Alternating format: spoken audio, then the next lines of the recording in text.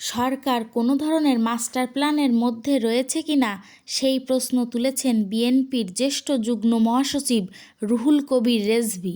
সাবেক রাষ্ট্রপতি জিয়াউর রহমান ও সাবেক প্রধানমন্ত্রী খালেদা জিয়ার ছোট ছেলে আরাফাত রহমান কোকোর 10ম মৃত্যুবার্ষিকীতে তার কবরে ফুল দিয়ে শ্রদ্ধা জানান তিনি। এ সময় ঢাকা মহানগর উত্তর বিএনপির আহ্বায়ক আমিনুল হক সহ দলের বিভিন্ন পর্যায়ে নেতাকর্মীদের উপস্থিতিতে তিনি বলেন, একটি মুক্ত পরিবেশে বিশুদ্ধ বাতাস গ্রহণ করতে বিগত 16 বছরের এত আত্মোদ্যান, এত রক্ত ঝরেছে। তার ফলে 5ই আগস্ট আমরা পৃথিবী কাঁপানো বিজয় দেখেছি। এই আন্দোলনের পর একটি অন্তর্বর্তীকালীন সরকার প্রতিষ্ঠিত হয়েছে। সব গণতান্ত্রিক রাজনৈতিক দল সেই সরকারকে সমর্থন দিয়েছে।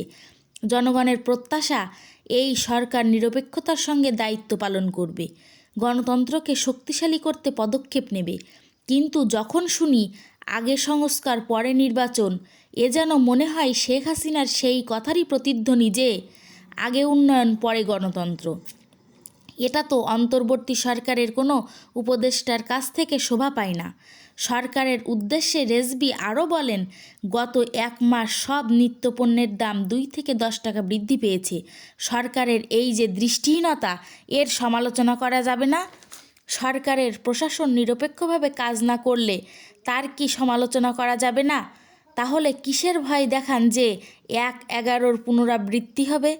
সরকারি প্রতিষ্ঠান বাংলাদেশ পরিসংখ্যান ব্যুরোর সাম্প্রতিক এক জরিপে এসেছে, দেশের বেশিরভাগ মানুষ জাতীয় নির্বাচনের আগে স্থানীয় সরকারের নির্বাচন চায়।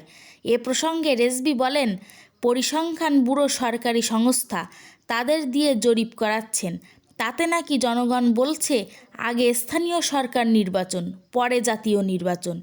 আপনি যদি সরকারি সংস্থা দিয়ে জরিপ করেন, তারা তো সরকারের মুখ চেয়ে কথা বলবে, কিন্তু আপামর জনসাধারণের সঙ্গে কথা বলেন, তারা কি বলে দেখেন।